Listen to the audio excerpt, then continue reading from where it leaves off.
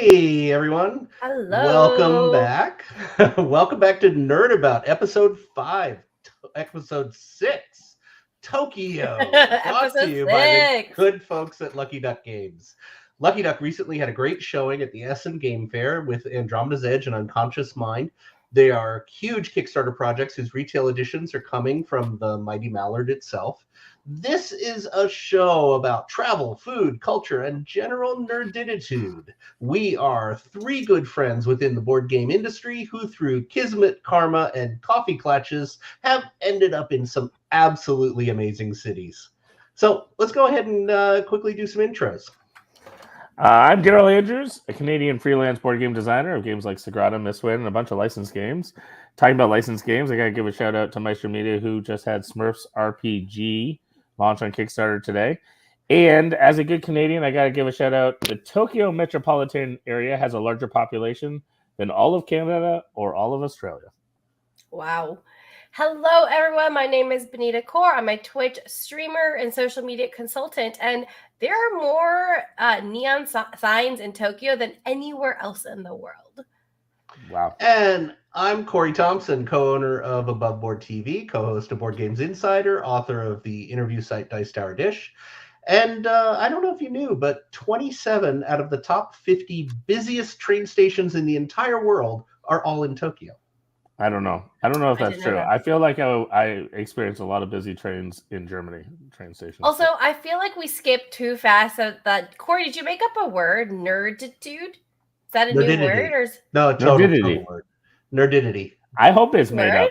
I don't even care. I give Corey all the credit. I love it. Awesome. Well, let's talk a little bit of what we've been up to. I know for myself, as I mentioned, standing at German trains, I'm recovered from the Essen con crud and finally got to start playing some Essen release games. So I was down in Florida with a few friends and managed to get to play The Gang, Fishing, Sailor Die, Mesos, and my favorite of my experience down there was Galileo. Galleria? Was it?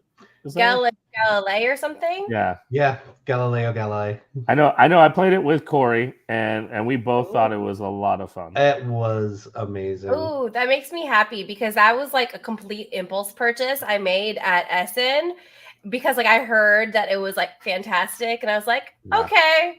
Why not? Because that happens at Essen. You make. It's horrible. Purchases. It's horrible. You should sell me your copy. No thanks. No thanks. So hello everyone. I'm also mostly recovered from Essen. Honestly, I got over my jet lag probably like 2 days ago because after Essen, I was in beautiful Malta for a week. So like my brain is still in Malta, but my body is in Washington. And yeah, I've been playing some of my Essen games. I have people coming over. We're going to play my Essen games tonight. I'm very excited. And Corey's going to mention this a little bit later, but he was in Washington. I'm up because next week's episode, we'll have Elizabeth Hargrave on the channel, and we're going to be talking about Washington, my home city. Yay! Oh, I've been traveling like crazy. I'm actually back home for the first time in about 5 weeks. So I did Iceland, then Helsinki, then Essen, then Washington area, and then Florida. Had a fantastic time with friends in Florida. Played so many good games. And yeah, Galileo was amazing. It was so good. So now is this your copy, Corey? Was this your copy, Daryl? No, I missed it. I didn't buy it. We both missed it. Yeah. So I bought it. I'm just rolling around in my hall is basically what I'm doing now. So let's go ahead and go. Daryl, tell us about sites and hotels. Well, before we go, I want to get your advice, Corey, because I know you actually told me about a pretty cool hotel that you stayed at many years ago. Yeah, in 2011, I got a really, really unique opportunity to go to Tokyo.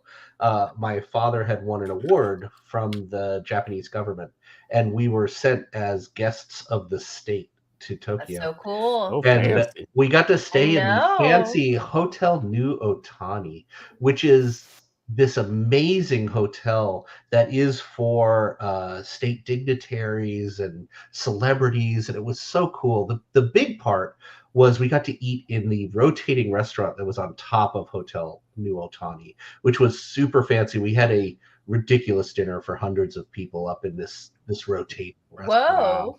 Now the restaurant doesn't rotate anymore, but the view is still ridiculous. They took away the rotating restaurant?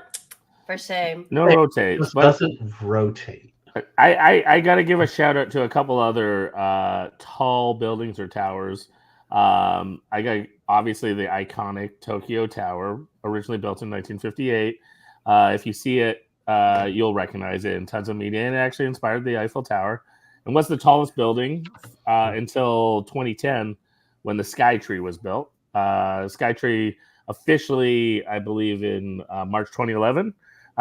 Became the tallest structure, a freestanding tower in the world, and now is number 3. So it's still up there as the third highest in the G20 when it comes to freestanding towers. So pretty good views from those as well. Maybe even better than Corey's view from the rotating. I don't know. Myself, I have not been to Tokyo yet. Many people are shocked by this. I think I have been recommended to go to Tokyo just in the last 2 weeks alone by 17 people. Wow. So, just goes to show that, I love a lot of things about the culture and food and whatnot. And so it's come up organically without even people knowing about the show. And I am a researcher, so I spend a lot of time researching options of places to stay, obviously Marriott's. So I researched. Shout out Marriott. We're working on getting you as a sponsor.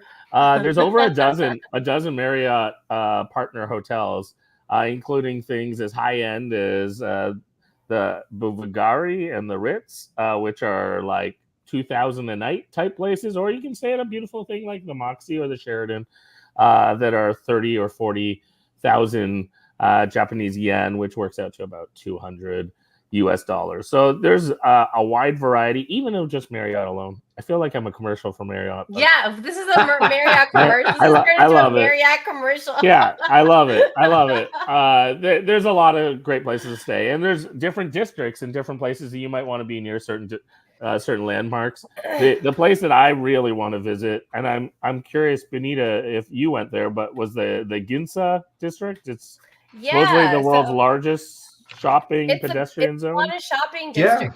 So I did a lot of shopping there, especially like Uniqlo, and Uniqlo has like a sister store called Goo, and it's for like slightly younger audience. And actually Uniqlo tests a lot of their clothes at Goo, and if it's popular, they sell it at Uniqlo. But Goo is also cheaper. So I did a lot of shopping there. I did have to buy a second suitcase. A third suitcase. I mean a third suitcase. But yeah, I did that in Germany. Right. Yeah. We all are guilty of doing a little too much shopping sometimes. Obviously the district isn't just shopping, but that's what it's well known for. Amazing restaurants, which we'll talk about the food scene a little later. And I also got to give a shout out because one of the places I really want to go is the Kabuki's Theater, which does Kabuki, which is a traditional dance theater, where I found this really interesting, that people can come and go as they please, that you don't actually have to, like, quote unquote, they sometimes refer to, endure the whole show. That it's actually just culturally okay to just like wander off when you've seen enough, which I just think is hilarious and interesting. That is so funny. I had not heard about that. One of the coolest things I loved when I was in Tokyo was going to Team Lab Planets. So Team Lab Planets is this like art exhibition, and it's all over Japan, but they have a few in Tokyo. And the one I went to was like trying to capture all of your senses. So they had different rooms that focus on different senses. Like one was just like there was like, touch, and there was like water. You were just like swimming. It basically like your feet were swimming in a pool of water with like neon lights everywhere. Oh, cool. And then one was like basically like a bouncy house, but it was like cloth. And then there was one room where it was like super dark and you were just like touching the walls. It was just like one of the coolest like art installations I've ever been to in my life. So if you are ever in Tokyo, Team Lab Planet. It's like and they have like this garden district where you just like garden exhibit where you just sit on the glass and you just look up at all these flowers. It was amazing. Cool. I loved it. It was one of my favorite things I did in Tokyo. Sounds beautiful, which transitions perfectly into my shout out for a whole bunch of parks that I want to give shout outs for. I'm curious if any of you guys have been, but for me, one of the things that I find really amazing are the shrines and the temples and the parks. And so again, I'm going to butcher and please correct me, or maybe our special guest coming up will help point out all of my mispronunciations. But Yogogi Koen is a beautiful grassed area, or the largest park in the Tokyo region, also known for flower viewing or hanami. And specifically, I want to go for late March or early April to see the cherry blossom time, sakura. Yeah. That's a dream, bucket list thing for me. I have been in Washington during that period, which is also well known for that generous gift of cherry blossom trees. So a nice little transition, or a little wink to next week there. We also, I really would love to visit Shinjuku Goen National Gardens. They feature 3 of the kind of traditional types of gardens all in one, and specifically there they have over 1,500 cherry trees. The three traditional garden types: French formal, English landscape, and Japanese traditional. Seems like we just need to do, all 3 of us need to go during the cherry blossom season and go together. I'm down. Sure. I haven't been. No problem. Yeah. No problem. Done. Easy. Next year, that's our new trip. I love it. I love this goal. The most famous of the shrines, I mean, many of these parks have some beautiful temples and shrines to visit.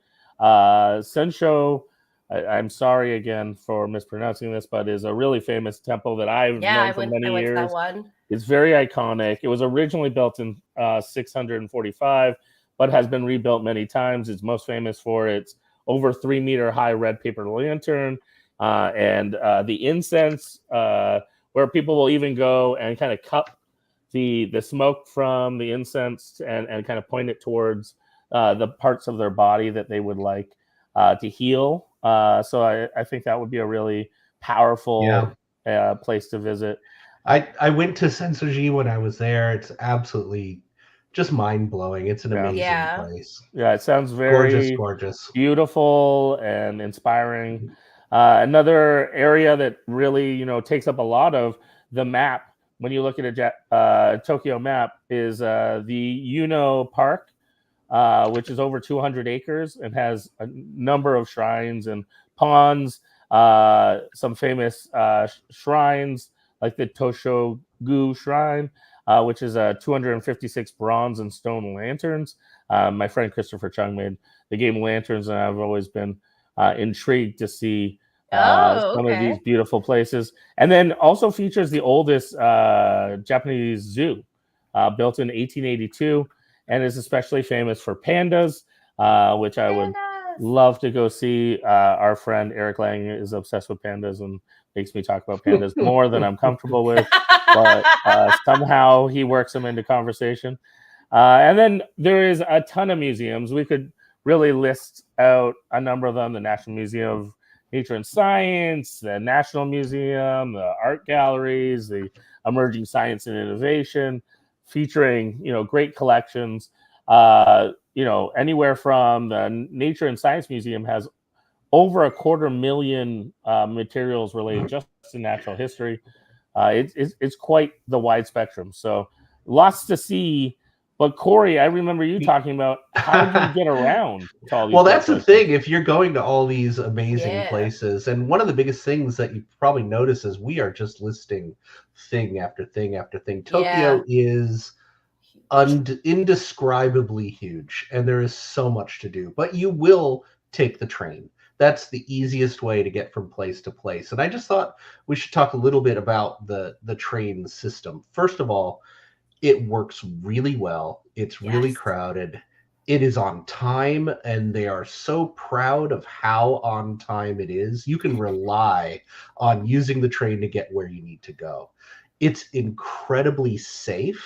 One of the things growing up in New Jersey and places like that, one of the things I noticed about the Tokyo train station, and by the way, there are 503 train stations in Tokyo. Wild. So when I say the Tokyo train station, quite honestly, I have no idea which one I was at.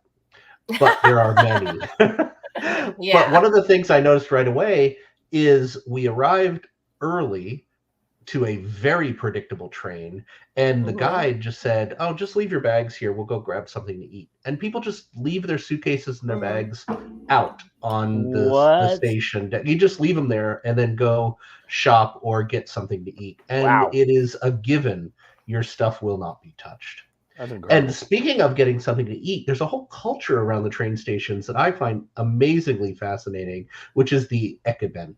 Yeah. Every city train station has its own branded bento box of food, and they are themed to the station, the country, the city. And people will collect these ekeben, these neat little food trays and gifts and little things, and try to get them from all the different stations. So, definitely don't hesitate to just go crazy in these train stations. There's even a really famous sushi restaurant, Jiro Dreams of Sushi, that is in one of the train stations and has about 4 tables, which is considered one of the best sushi restaurants in the world. Yeah, it is amazing, like how many restaurants, like, little pubs that there are in these train stations, and like obviously like the pre-made bento boxes from these ekeben. Obviously, when I went, I definitely had to try a few, and we even had a few meals inside train stations. Like we went to a train station specifically for like a sushi. Oh yeah. Yeah, so let's talk about food in Tokyo. One of the best things I experienced when I was there. So one interesting fact is that it's considered rude to like eat and walk at the same time, though I did hear mixed things about this. I have a friend who has been living in Tokyo for the last 15 years, and he's like, that attitude is not really there anymore. But like, I'm not sure. So like, I mostly didn't. The only time I would break it is I would walk with my iced coffee and walk and drink it. I didn't get any dirty looks, so I feel like it's okay. But it is interesting to note that like there are barely any trash cans like on the streets. So because they're not counting on people walking around with their coffee. Exactly. I agree. I understand. To be clear, I didn't eat and walk. If we would go and there's a huge konbini culture in Tokyo, in Japan, and like and those are just called convenience stores, but the food there is actually good. There's a 7-Eleven, but the quality of food at the 7-Eleven is so different from the quality of food that you get at the 7-Eleven here, which is just like, hey, 7-Eleven, if you could do it well in Japan, why can't you do it well in the US? But that's a different And let's story. not forget the vending machine culture. There's a ton of little booths and stores that are all just vending machines. 50s style vending machines with full meals or hot meals or cold meals. It's amazing. Yeah.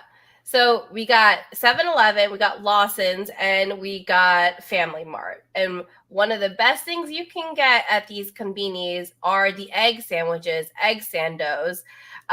They are amazing. I don't know what they do in their egg sandos, but they're so good. I obviously had to get them from all 3 places and compare. My favorite was the egg sandos. Oh gosh, from Lawson's specifically. That was my favorite. And I'm curious when we bring Josh on if he agrees or disagrees. But yes, so konbini is amazing. Another cool area of where you can get food is the Tsujiki fish market. Just like a conglomerate of shops and food stalls.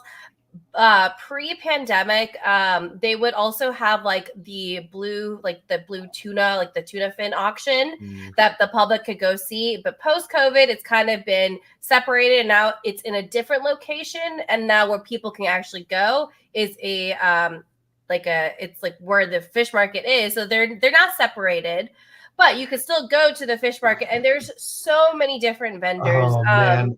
I went to the fish market and I had grilled octopus and scallop and roe, and we went to a little sushi restaurant attached to the fish market that was so ridiculously fresh. The chef was up on a pedestal and would literally hold up a live fish people would then raise their hands if they wanted a piece of it. It would lower behind the bar and get made, and within a minute you had your sushi. That sounds amazing. Yeah, one of the best sushis I had was just like my dad and I went early in the morning, and we just like wandered all the different stalls. Like I had such good salmon, such good tuna. They just had so many like different things. I bought some knives there because they had really good, like they had this like family that's been making knives for like 5 generations, and I really wanted to bring home some Japanese knives.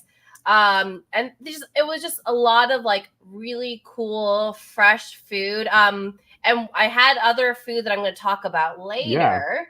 I gotta give a shout out for my dream sushi restaurant. So we mentioned before in Ginza there's the Kabuki theater, and there's lots of shopping, but the reason I would be dying to go would be to go to this sushi restaurant, Harutaka. It's actually one of the 12 restaurants in Tokyo alone that has 3 Michelin stars. I have been haunted by the quote ever since. One of my favorite authors and just TV personalities was Anthony Bourdain, and he was famous for saying, "I love Tokyo, but if I had to only eat in one city the rest of my life, Tokyo would be where it is," and that most chefs would say that. And you can tell that just like the food scene is significantly impactful when it comes to Tokyo alone. Tokyo, I researched how many, just on the Michelin guide alone, there is 138 1-stars, 33 2-star, a dozen 3-star Michelin restaurants. Plus, then there's still almost 200 restaurant recommendations and another 127 that are on the Bib Gourmand list. It's insane. There's no city that comes even close. Not even Paris has that significant. And it doesn't have to be, the restaurants on their guide. Some of them are, very expensive, and you have to save up for them to get on the list. But some are street food or vendors that are all over. So we love to highlight the food wherever you can get it, whatever's the best. I know you had a go-to a ramen spot that you enjoyed. You were talking about Michelin star, and Josh is saying that apparently Tokyo has more Michelin stars than any other city. Kyoto is 2 and Paris is 3. So Japan has 2 of them, which I think is amazing. Absolutely. Yeah. Such an amazing place to eat. So my sister-in-law, obviously we did a lot of research before going, and one of the places she found was Ichiran, which there's a lot of Ichirans. There's even one in New York, and there's a lot in Japan. Josh affectionately calls it the McDonald's of ramen, but let me tell you, it was really good. And, one of the reasons why I liked it so much is that it had a spicy broth, which you like know spicy? I like spicy food. I know, shocking. I like spicy food. And I love Japanese food, but I guess before I went, I was so used to Japanese food in the US that I didn't realize there would be no spice options in Japan. So after 2 days, my brother and I went and got Japanese chili powder that I kept in my purse. So after the wait staff would drop off the food, I would secretly put spice in whatever I ate. Sometimes I was caught and they laughed. No one minded, but I can't not eat spicy food for some of these things, especially my ramen. Anyway, Ichiran, really good. I really recommend it. So that was a McDonald's. So Corey, tell us some of the fancier options that you've had. Going the whole other way. I mean, you can't really talk about food in Tokyo or Japan in general without talking about Kobe beef. Yes. So Kobe beef is a special kind of beef in so many different ways. And a lot of people have gone somewhere in the US where they paid a lot of money for a Kobe burger or a Kobe this or Kobe that, and it likely was not Kobe beef. Kobe beef is very protected and very limited in Japan. There's only 3,000 head of cattle at any given time in Kobe Prefecture. They're fed specially, they're treated specially, they're massaged, they're fed beer. It's a special breed of cattle whose fat has a lower melting point. The meat itself is intercalated with fat. It is an amazing experience and comes usually with an amazing price. Yeah. One of the most famous restaurants to get it is Aragawa Steakhouse, and it is considered one of the most expensive restaurants in the world.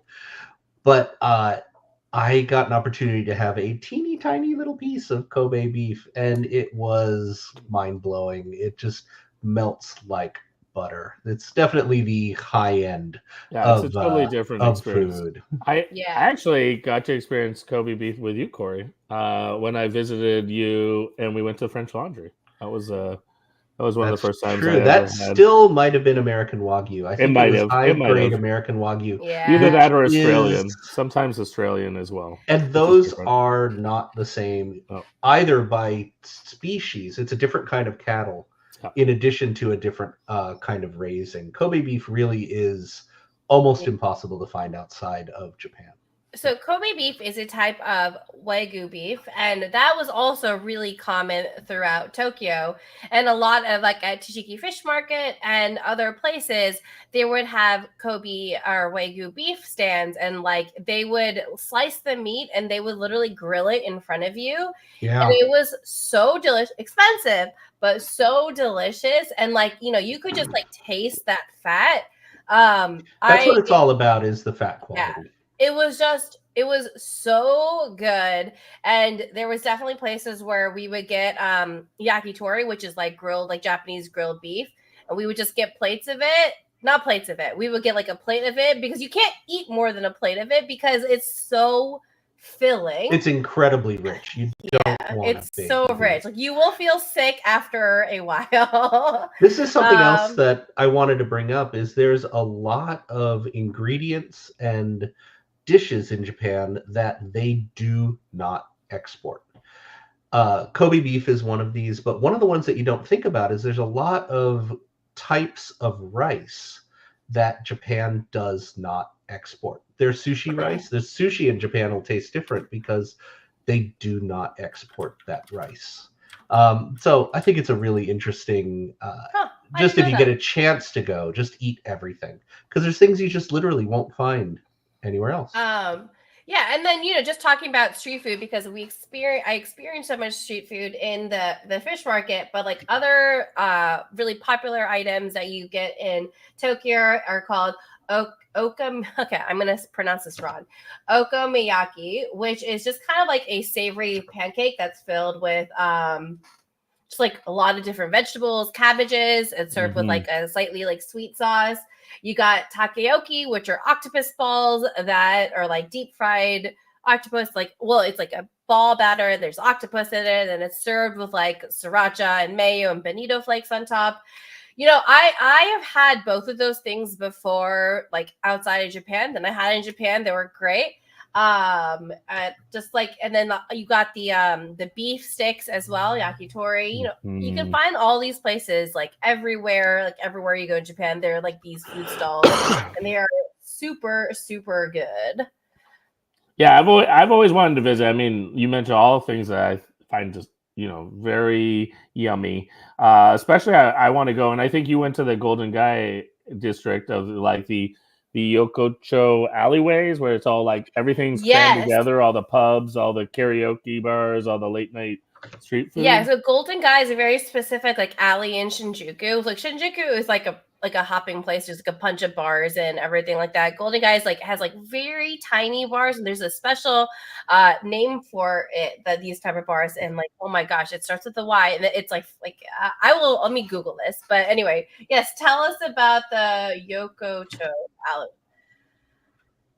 I just desperately want to visit like a bunch of them. So that's all. I mean, obviously I haven't been yet, but that. Oh, isekai. Sorry, culture. That was the word I was trying to think about. Isekai is like all these like tiny little like bars and stuff.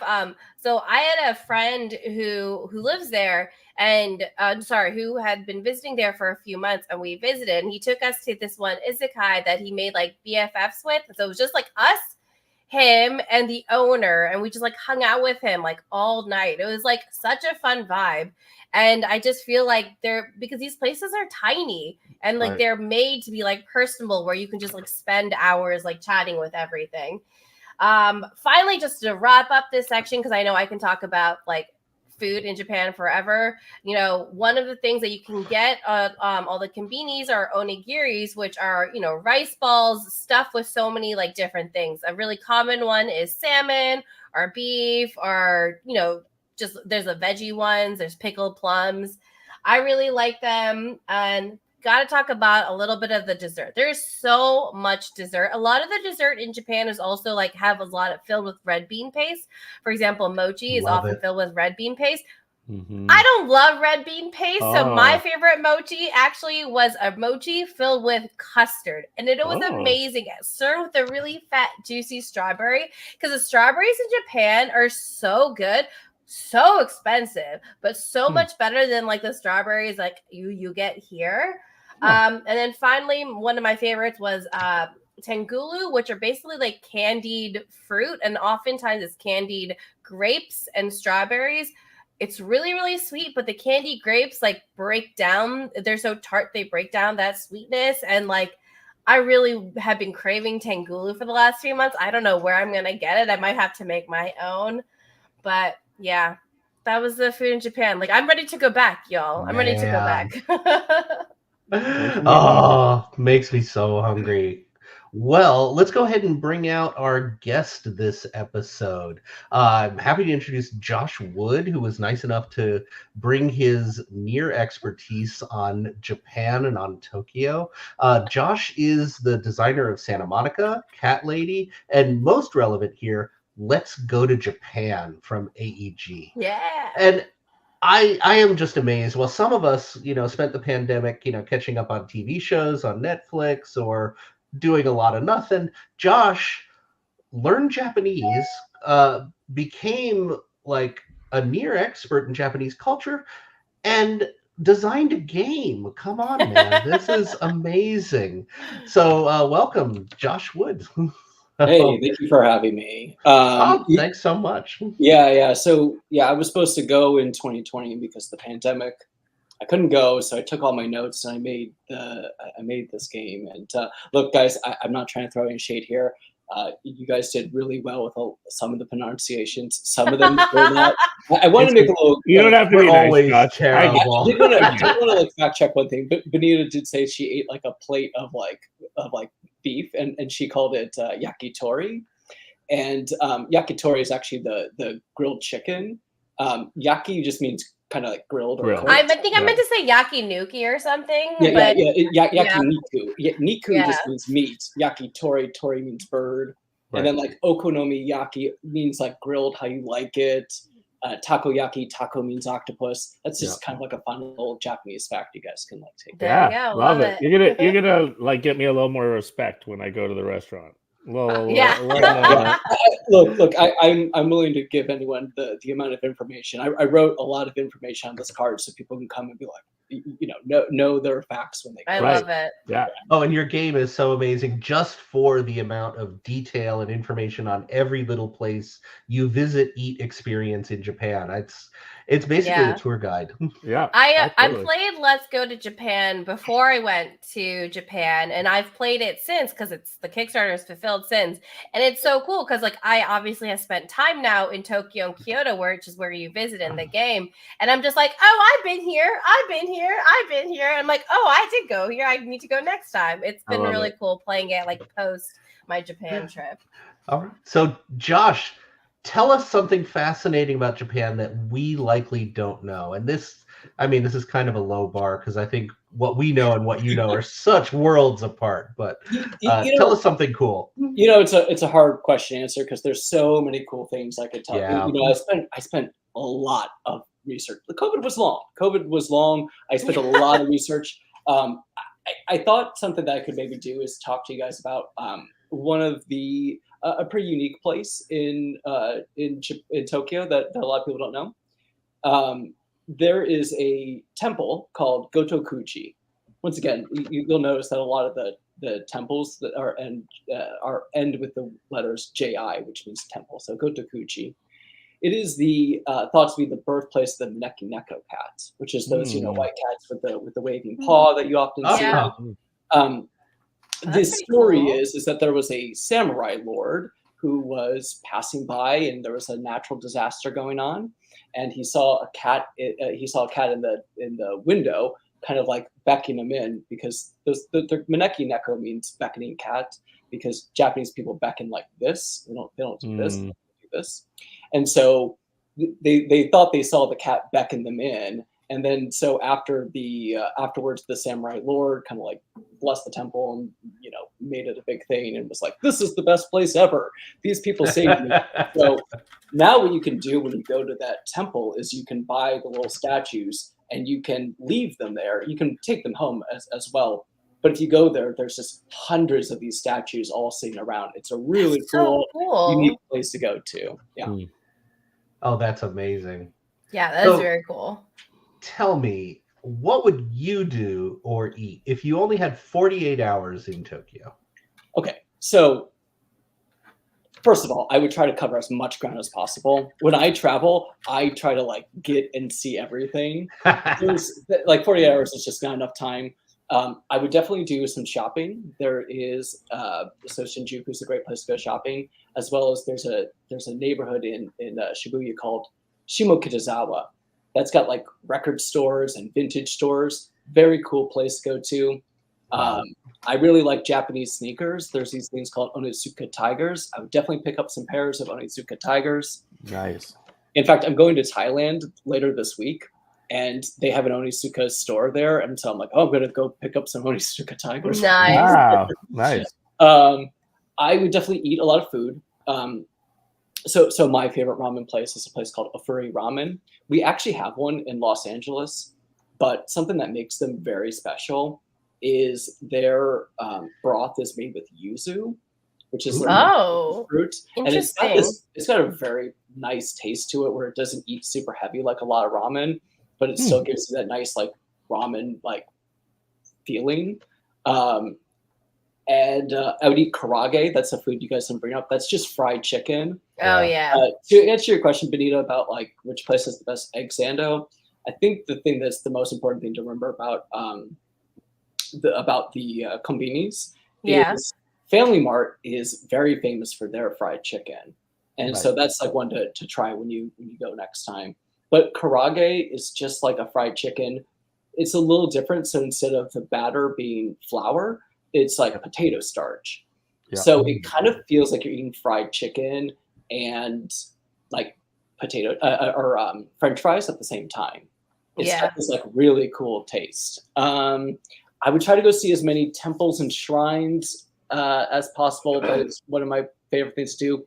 But the thing that I tell everyone to go do, whether you're a baseball fan or not, is go see a Japanese baseball game. You can go in Tokyo. You can go to the Tokyo Dome and see the Giants play, or you can support my favorite team, the Yakult Swallows, in the major. What a great name! Yeah, so that's my that's sort of my tip of something that I recommend people do. So that's something I would definitely try to do in 48 hours. Man, you're talking my language. As well, first of all, obviously, I don't know if you know this, Josh, but I was named Canada's biggest baseball fan, and by MLB during the World Baseball Classic. But I also, through the experience, got to meet the Japanese biggest baseball fan, because we were all flown together. And my favorite memory about it was just sitting and chatting to him about what was accurate and not accurate about Mr. Baseball, the movie. If anyone remembers Tom Selleck, great film. Because my knowledge of Japan up to that point may have been heavily influenced by basically Mr. Baseball. So that has been a dream of mine to see some baseball out that way. It's definitely on my bucket list. I think you should do it, especially how much you like baseball. I think you have to do it. Oh man, that sounds amazing. So, what should a North American consider and be aware of when it comes to cultural differences? We're always hearing things like "don't walk and eat" or "cover your mouth when you eat," or what should we be aware of? I mean, great question.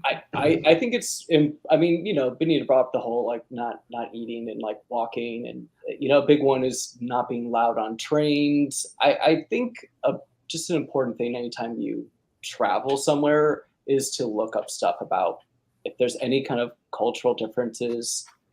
how you should eat, what you should say. Japan is a really, really awesome country, and it's filled with a lot of great people. And the best thing you can do is just be respectful for the culture. Sure. In Gion in Kyoto, they recently have shut down parts of that to tourists because too many people were going up and trying to take pictures of geishas and everything. So just obviously it's about just try to be mindful of other people, what they want. You're in their land, so try to follow their rules. No, that's a great answer. Good advice in general for travel. Yeah. Oh, sure. Then we're all kind of board game nerds here. So do you have an idea, what Japanese themes or stories do you think would make great subjects for future board games? This is a really tough question because honestly, there are a lot of Japanese games. Oh, yeah. And people cover things from the Ohanami to the, we had White Castle, which is about the Himeji Castle. There's things about samurai and a lot of that ancient history. A lot of stuff about the food there. I think something that I discovered while I was there. So I really liked going to all the different temples and shrines, especially the ones in Kyoto. There's these things that you can buy. This is my favorite souvenir I got. I'm going to share this with you. This is called a Gosho Nicho. And this is a book that when you go to each temple or shrine, they will stamp it that day. And then they'll handwrite in the dates and the stuff like that. So I have this little memory book of the different temples. Wow. It opens up like this, like an accordion. Huh. That's so cool. Having some game where you collect these. In fact, I'm a little sad I didn't put it in Let's Go to Japan. Right. I expect a red stamp to actually stamp paper. Yeah. There's one of those for stadiums if you go to U.S. baseball stadiums, but it's not that pretty. Yeah. It's not. Is there really? Yeah. So interesting. In fact, they love the stamp kind of stuff in Japan. At all the different train stations, they often have a stamp that you can collect there as well. And I saw that at the sumo tournaments as well. You could get the handprints and you could get signatures, and it was amazing. Yeah, love it. Well, thank you so much for correcting us and answering all our stuff. And I have to say also, Josh was in the background in the private chat and just adding so much good stuff, helping with our script and helping us with the things. You're like, that's not. No, that's what I was it. It's welcome. I thought it was amazing. So we're going to go ahead and put you backstage, Josh. We're going to bring you out at the end of the show for a final question, which you should definitely start worrying about now. Yes. So, high pressure, high stakes. Yeah, high stakes. Oh, absolutely. So let's go on and we'll talk about some of the just geekiness about Tokyo, which is near and dear to my heart. So you can't really talk about Tokyo geekiness without talking about Akihabara. Akihabara is a section of Tokyo which is just considered the nerdiest, geekiest markets and groups there. It's the otaku, which is just a general term for nerdy, into pop culture or anime or something of that sort. But there are stores and stores and stores just catering to the video games and anime and cosplay and all this wonderful stuff. I got a chance when I went to Japan. I was with my daughter who was 16, 17 at the time, and she cosplayed buying stuff at one of these stores, wandered around Akihabara, and everybody was so amazed and accepting and taking pictures with her. It was just the greatest experience ever. So cool. Yeah. One of the... Sorry, go ahead, Corey. No, that's totally fine. I was going to say, one of the coolest things about Akihabara is that they're just these stores were just filled with figurines and geeky things. And they're in these glass boxes. And the way you order is by putting the lot number and things down. And just the way they set it up. And they're just dedicated to different anime. And photo booths and karaoke. It's amazing. And claw machines, every kind of nerd culture you could ever imagine. So many gacha machines. It's so nerdy that there's a blood donation center in Akihabara, which has themed support characters from anime that'll help you out, and they'll give you anime labeled and themed tissues. So amazing. Another kind of nerdware and commercial center is Ikebukuro, which is home to a lot of shopping malls and iconic buildings, and it's just another amazing shopping geeky area. Kind of the goofy thing with Ikebukuro is it loosely translates to pond bag, which everybody jokes about, but apparently in history it had a whole bunch of lakes, so pond sort of stuck. And there's a small owl statue in Ikebukuro called the Ikefukuro Zoo, which acts as a meeting place. People will say, let's meet at the owl statue. But there's wordplay there, where the word for owl kind of sounds like the word for bag. And so you get a lot of interesting little nerd play there. That sounds awesome. So yeah.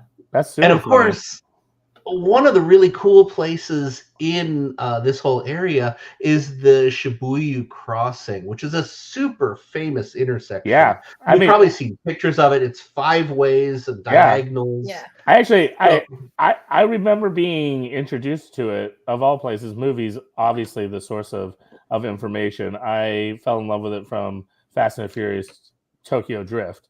And fun fact, I know. So if people don't understand how busy this thing is, over 2,500 people usually cross every time there's a crossing, and over the course of a year, it's anywhere from 2.5. I've read even up to 3 million people cross. Just that every day.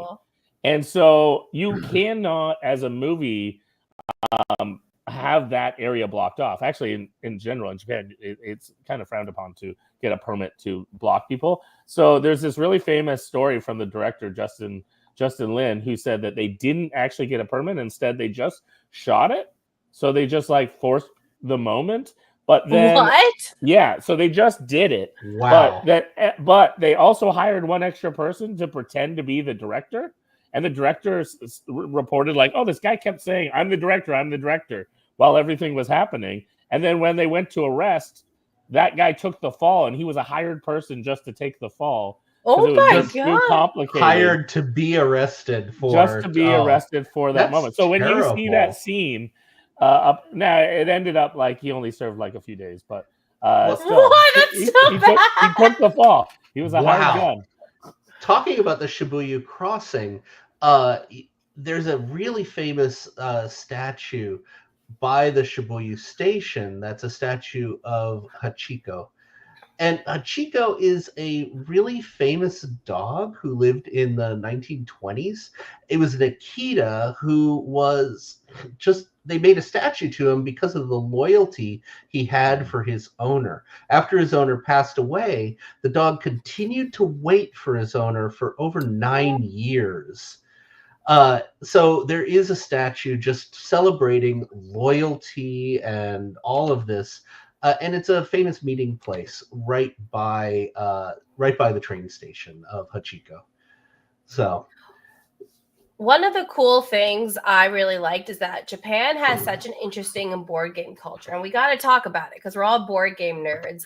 They have a lot of board game cafes. They have a lot of board game stores. One of my favorite stores to go to was typically Yellow Submarine, which they have a bunch in Tokyo and also in Akihabara. There's this 12-story building, and on one of the floors this mini Yellow Submarine, but there is Yellow Submarines everywhere. And Japan has a lot of own designers, and it's really cool that some of the games are coming are being localized. I think one of the most famous versions, besides obviously Oink that brings the games here, is that a game that all of us really love is Nana or Trio, that in North America. And it was just so cool to go to Yellow Submarine and see all the Japanese board games, but also seeing the Japanese versions of games that we all know and love. But I joked earlier about shopping, I had to buy another suitcase, and it was for clothes and skincare, but it was also because I bought so many board games when I was in Japan because they have such a vast collection, and who knows if it's ever going to come to the States. I love it so much. The other big thing, of course, there's the Tokyo Game Market, which happens twice a year. And it is such a hotbed for major card and board games coming out of Japan. And this is one of the hugely growing venues for new games. And the US market is scouting very heavily all of these new, especially card games and trick-taking games coming out of Japan. It's become a hotbed to find the new hot game. Yeah. So one of the other ones that I wanted to talk about real quick is sumo culture, because I love sumo. I followed sumo for decades. And again, I should mention real quick, my father won the Japan Prize in 2011, which is a prize considered like the Nobel Prize for advances, and he won it for computer science. And the bottom line was that the Japanese government sent myself and my daughter and my parents to Tokyo. And it was amazing because they actually hired groups of people to entertain us. There was someone assigned to me to bring me to good food. There was someone assigned to my daughter they actually hired teenagers to bring my daughter to Akihabara to do things that teenagers like to do. And they brought my mother to Ginza to shop like crazy. But one of the big ones for myself and my father was we got to visit one of the sumo stables. Sumo wrestlers all lived together from quite a young age, middle school age-ish, 10, 11, somewhere around there. And they all live in the same house with a hierarchy where the top wrestler is boss. And as it goes down the hierarchy, they clean and cook and do all the stuff. So we got to actually visit one of the houses called stables or heya. And it was the Otowayama stable. And we got to train with the sumo wrestlers, eat with the sumo wrestlers, live with them for a day, which was so cool. Absolutely amazing. And as far as eating, this is a big, big deal. The head of the stable will make a special stew for the sumo wrestlers called chankonabe. And the recipe for that stew is kind of secret. Every stable has their own secret food for feeding up the sumo wrestlers, making them big and making them strong. So we got to eat with them, and it was just absolutely amazing. If you get a chance in Tokyo, like one of the things I would do, there are 6 sumo tournaments a year, every other month. And 3 of them happen in Tokyo. And it is so incredible to go to these sumo tournaments. They have little boxes with bento boxes that they'll bring and all sorts of souvenirs. It is such really cool. An amazing experience. So they even, in one of the big tournaments, there's actually a McDonald's that is themed towards sumo. And they give the tournament winner for that tournament free food, and they have a giant sumo-sized chair that they seat the champion wrestler in. And it's just awesome. It is so cool.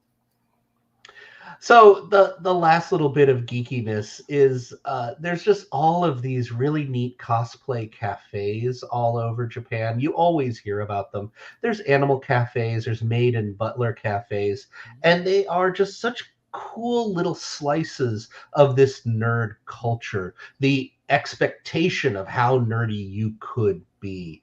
So there's too many of them to list, and they're just amazing little areas. I've heard there's like robot cafes too that are like controlled by people.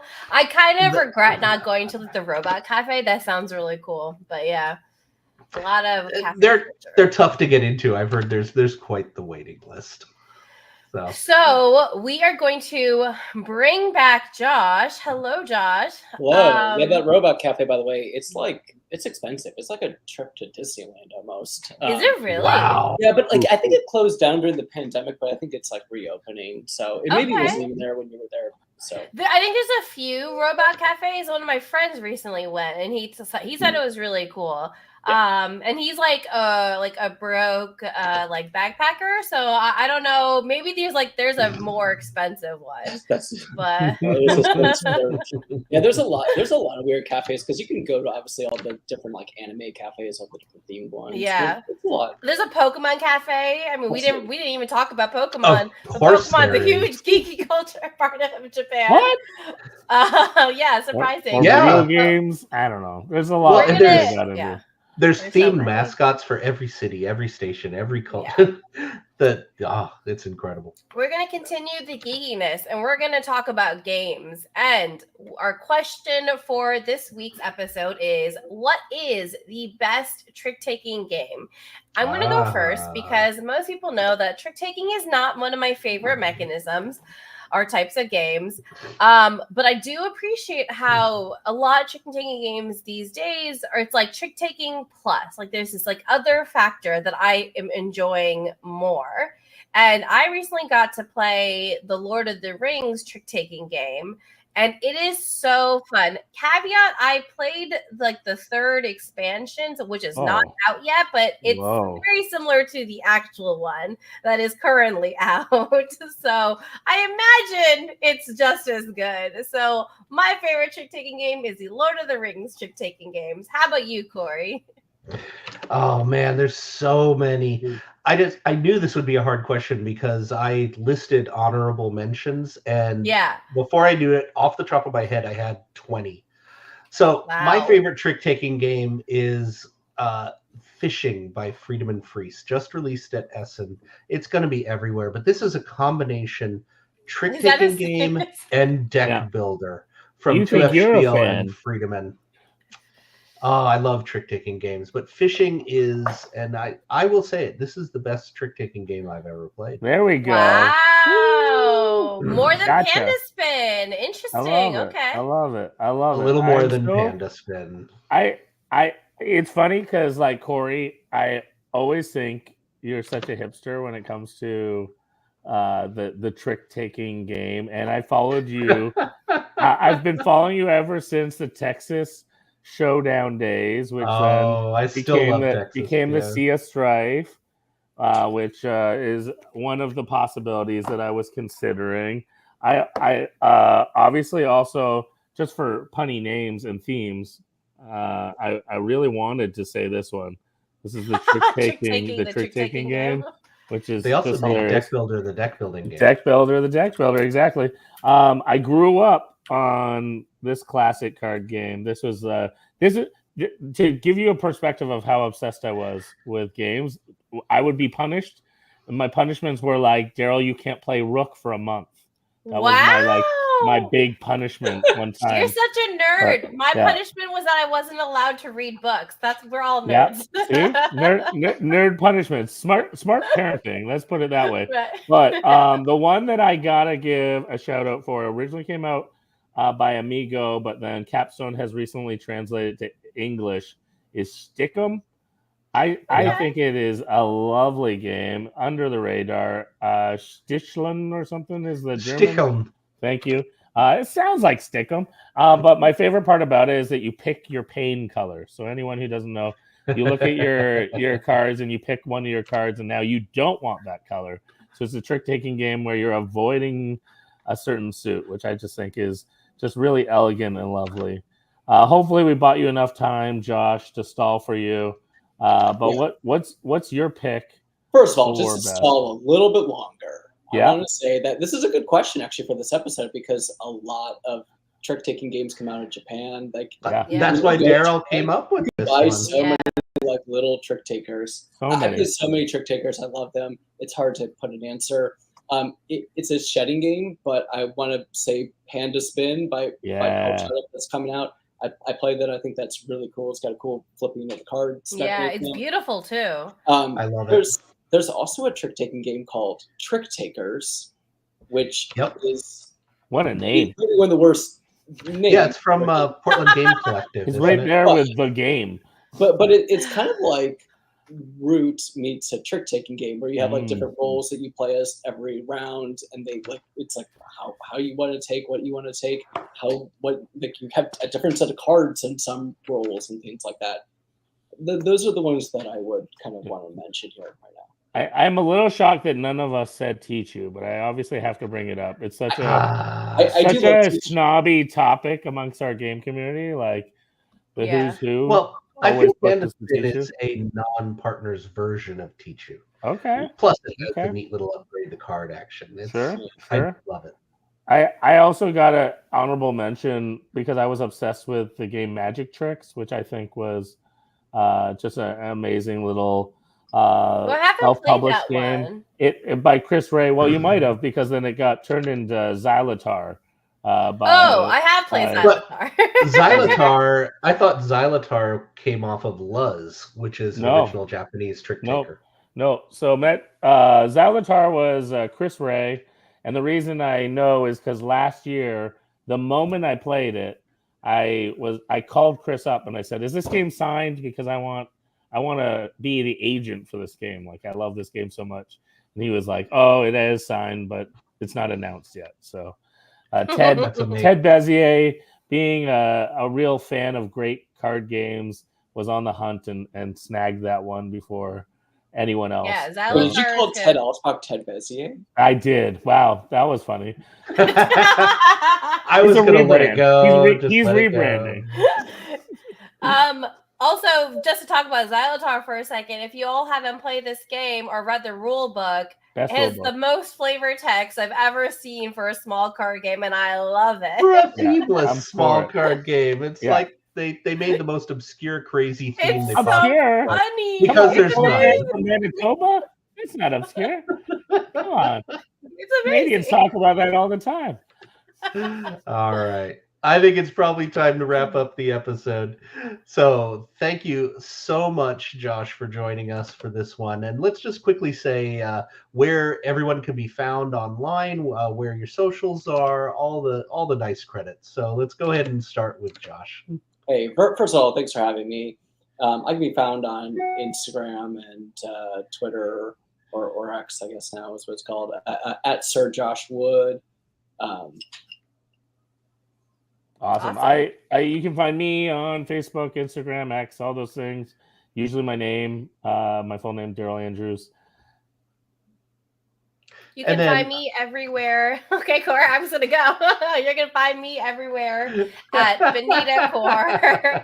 I am really excited that tomorrow I will be streaming on my Twitch channel, Mad Kala with James Hudson, which is currently on Kickstarter. It's a 2-player Mancala game with powers. It's super fun, y'all. So join me for that tomorrow.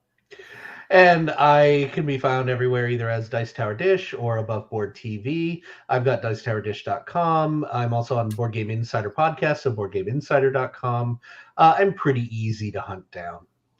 So thank you again, everybody. And I think that wraps up another episode. So make sure you tune in next Tuesday at 3 p.m. We're going to be talking about Washington, D.C. with Elizabeth Hargrave. Bye, everyone. Bye, everyone. Thanks for having me. See y'all.